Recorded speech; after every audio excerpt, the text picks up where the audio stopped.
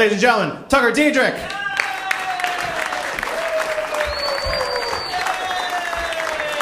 Hey, hello. Hi, Appleton. Hello. All right. Didn't expect hellos back. That's awesome. Thank you guys very much. Yes, I came back from the Midwest, just Michigan. Nothing too extravagant for me, don't worry. I was up in the Upper Peninsula there, and there was a bank up there. It was called Upper Michigan Christian Credit Union. Yeah, if their motto isn't Jesus saves and so should you, what the fuck are they doing with their lives? That is marketing gold right there. It's $1 million idea.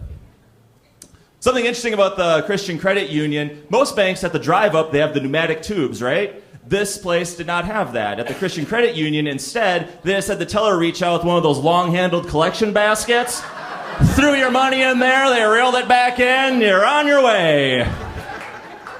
Thank you, ma'am. That is a great joke. Surprised more people aren't applauding it. Really, it's pretty good. You're too late. I was up there too. I saw another sign that said stump grinders. Either that's a really good tree trunk removal service or the worst place to get a lap dance ever. Did you clap at that one too? Awesome. You're my favorite. And then I saw a billboard too. It said, "Take a kid fishing." That's it. Take a kid fishing. That's wrong. That should say, "Take your kid fishing." Don't just abduct some kid and force them to go fishing with you.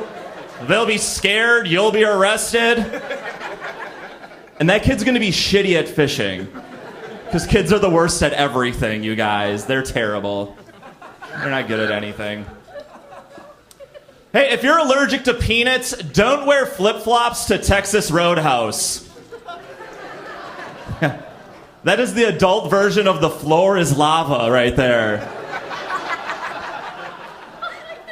Fun fact. For lunch today, I had a can of Hormel chili. I got one ew and one woo! This is a crowd divided. Yeah, a can of Hormel chili. Or another way of saying that, I had human dog food for lunch today. Yeah, but when I poured that coagulated mass of meat and beans into my bowl, and it stayed in the same shape as the tin can it came from, my mouth started watering uncontrollably, you guys. The one thing I didn't like about this whole endeavor was the raw egg on top to help me get a shinier coat. Didn't care for that so much. But I did hide my multivitamin inside. I didn't even know I was taking it, you guys. It was awesome. I got 3 on you. Yes, thank you. #1 fan. I should pay you to come to the show, but... I just got my hair cut recently to look good for you guys here tonight. So that, yeah. Oh, thanks, ladies. I went to Sports Clips because that place is the best. Sports Clips is the best because they have televisions where guys can watch sports while they're getting their hair cut, so they do not have to have a human conversation with the girl cutting their hair. And I like that. So I don't want to have that small talk conversation with my hairstylist there. No, that's always the worst. It's like, well, what'd you do today? Do you have a job? Have you ever been to a cockfight before? Like, no, I don't. If I wanted to go over the mundane events of my day, I'd start a blog or get married or something, not discuss it with this lady here. Because that's what, guys, we want. We want to get our hair cut. We want to watch sports. That's it. Maybe, hopefully, the girl will rub her boobs against her shoulder. Maybe we'll get one of those in there, too. That's all we want.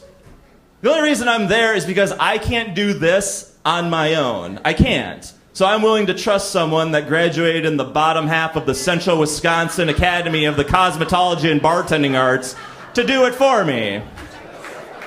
That's who I trust with my hair decisions. And I have a hard time calling that person a stylist. This isn't a style, you guys. This is a default mode. This is the base model of haircuts for my head.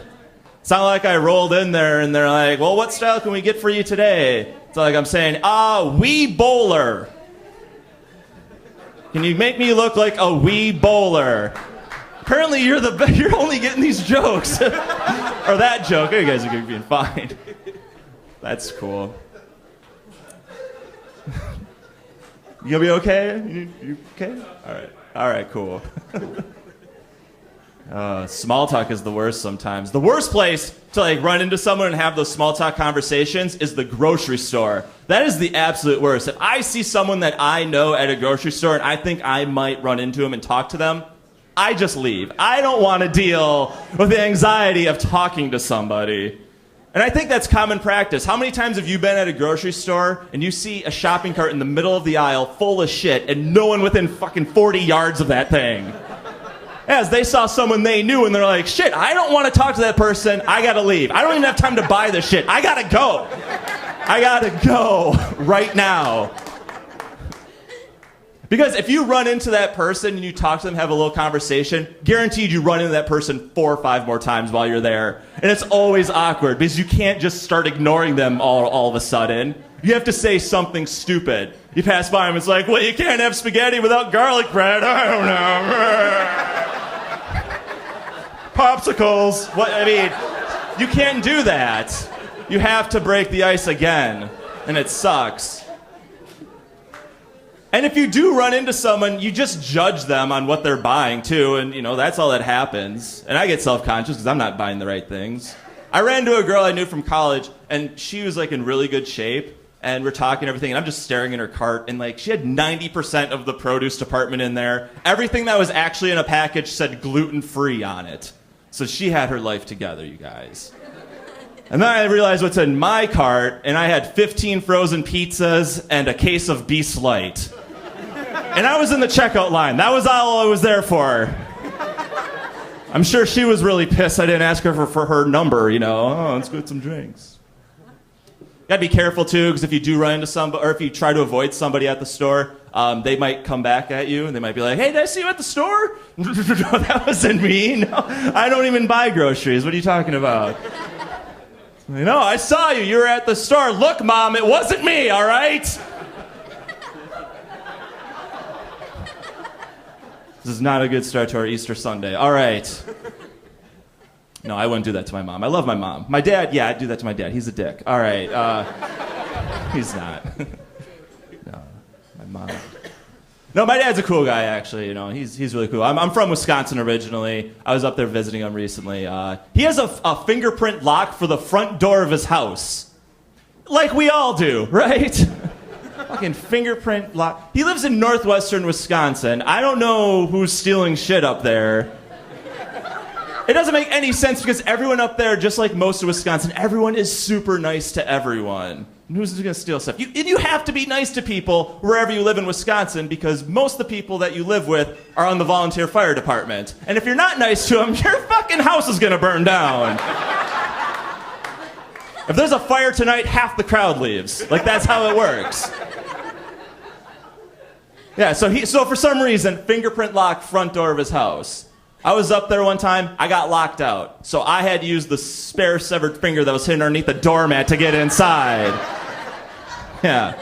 I was wondering why my dad's hand looked like this. It answered a ton of questions.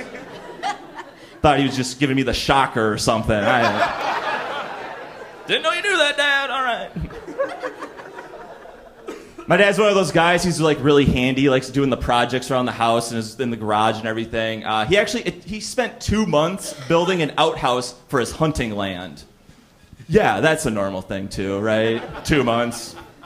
But he always goes full board in it too. Like, it had like nice shingles, it was insulated, nice wood trim and everything. It's a super nice outhouse, you guys. It's the only outhouse I know that has a bidet in it. Yeah. If you're wondering what a bidet in an outhouse is, it's actually just an icicle sticking out of the seat.